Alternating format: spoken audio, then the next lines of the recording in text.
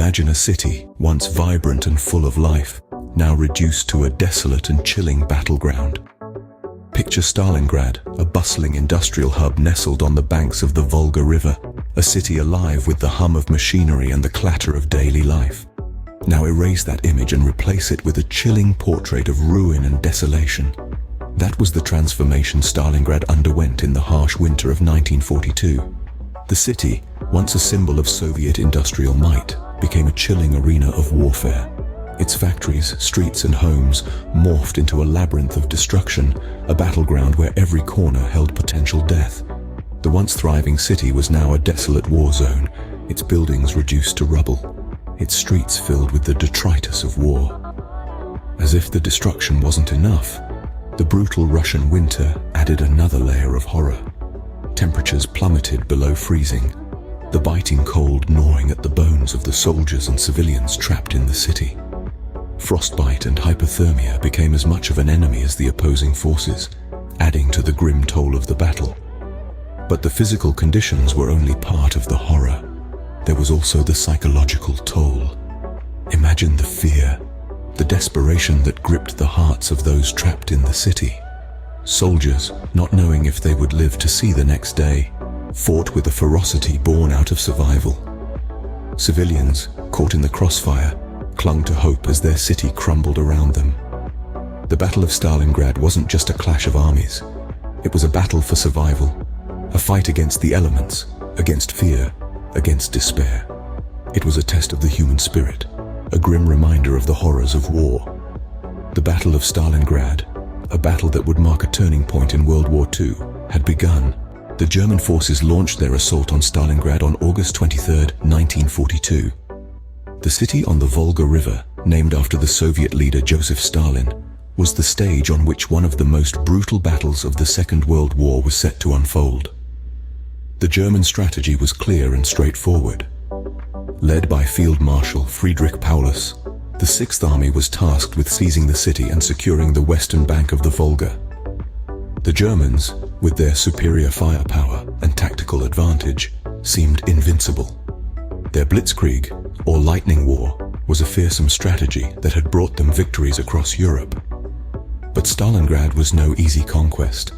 The Soviet defenses, under the command of General Vasily Chuikov, were determined to hold the city at all costs. The Russian soldiers, despite being outnumbered and outgunned, fought with a ferocity that surprised the Germans. Their defense was not about strategic importance or military gain. It was about survival, about protecting their homeland. The initial stages of the battle saw the German forces push deep into the city. They captured key positions, including the Mamayev Kurgan, a dominant height overlooking the city. Yet every inch gained was paid for in blood. The city turned into a labyrinth of ruins, where each building, each street, each rubble pile could hide a determined defender. The German advance, though relentless, was slow and costly. The Soviets, despite suffering heavy losses, continued to resist. The Red Army soldiers, often fighting to the last man, became symbols of Soviet resistance. The city, reduced to ruins, became a fortress that refused to fall. The Germans had expected a quick victory, but Stalingrad, the city of steel, had other plans. The initial victories of the German forces were significant, but they were far from decisive. The battle for Stalingrad was just beginning. Despite their initial successes, the German forces were soon to face fierce Soviet resistance. The city on the Volga was not yet defeated. The Battle of Stalingrad was far from over. The worst was still to come.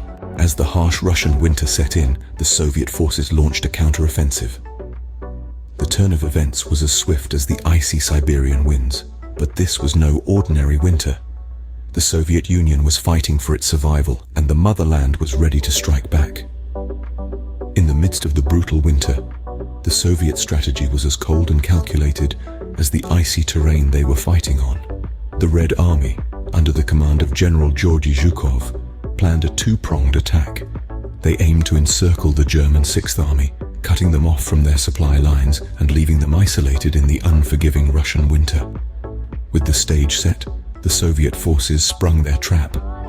On November 19th, the Red Army launched Operation Uranus, their counter-offensive. Striking from the north and the south, They quickly broke through the weakly defended Romanian and Hungarian lines that were protecting the German flanks.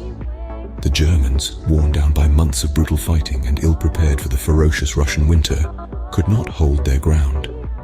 By November 23rd, just 4 days after the start of the operation, the Soviet forces had managed to encircle the German Sixth Army. The trap was sprung, and the German forces were completely cut off. More than 250,000 German soldiers were now trapped in what they had come to call the Stalingrad Kessel, or Stalingrad Cauldron. The Russian winter proved to be a formidable ally to the Soviet forces. The freezing temperatures and lack of supplies took a heavy toll on the encircled German troops. Many succumbed to frostbite and starvation, their bodies as frozen and lifeless as the icy landscape around them. The German High Command attempted to supply their trapped forces by air, but the harsh weather and Soviet air superiority made this endeavor largely unsuccessful. The tide of the battle had turned. The German forces were now trapped, with no hope of escape. The Soviet counteroffensive had not only encircled an entire German army, but it had also changed the course of the Battle of Stalingrad, and ultimately the course of World War II. By February 2, 1943, the German forces, starved and frozen, had no choice but to surrender. The German Sixth Army, once a formidable force, had been reduced to a shadow of its former self, cut off from supplies and reinforcements by the encircling Red Army. They had been left to endure a brutal Russian winter with little food, fuel, or ammunition. The German High Command had underestimated the tenacity of the Soviet defenders and the harshness of the Russian winter. The relentless Soviet counteroffensive had trapped the Germans in a deadly pocket, a kessel as they called it, from which there was no escape. Their situation was dire, with no hope of relief or reinforcement. General Friedrich Paulus, the commander of the trapped Sixth Army, faced an impossible choice. He could either continue to fight, dooming his men to certain death, or he could surrender and save what was left of his forces. After much deliberation, he chose the latter.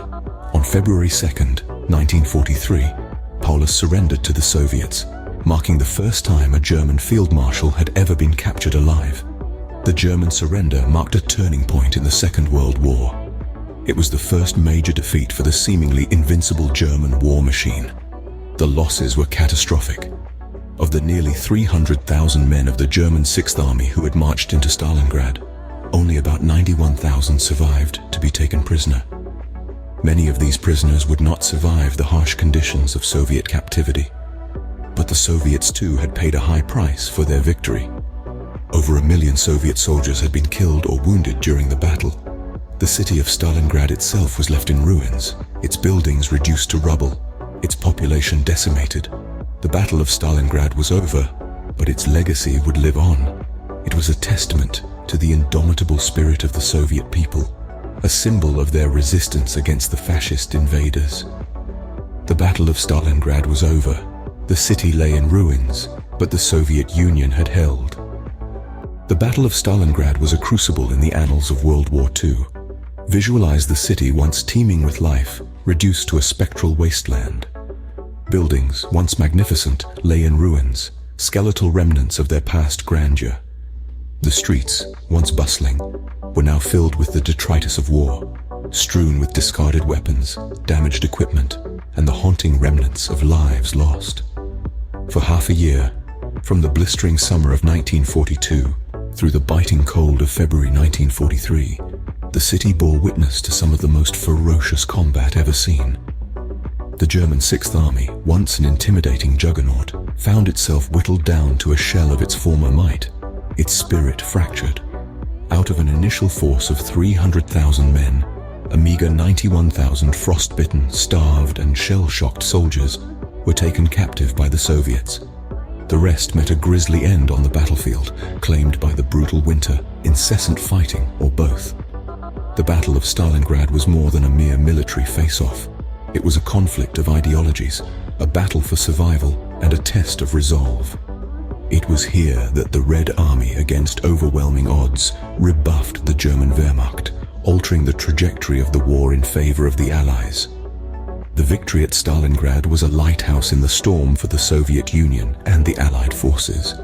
It signaled the commencement of the downfall of the Third Reich, shattering the illusion of German invincibility. This defeat, Hitler's first, had repercussions that reverberated far beyond the Volga's banks. In the grand theater of World War II, Stalingrad was the fulcrum, the moment when the scales of luck began to tip against the Axis powers. This victory marked the onset of a series of Soviet offensives that would eventually push the Germans back to the heart of Berlin. Yet the cost was steep. Countless lives were lost, families shattered, and all that remained of the city was a gutted shell.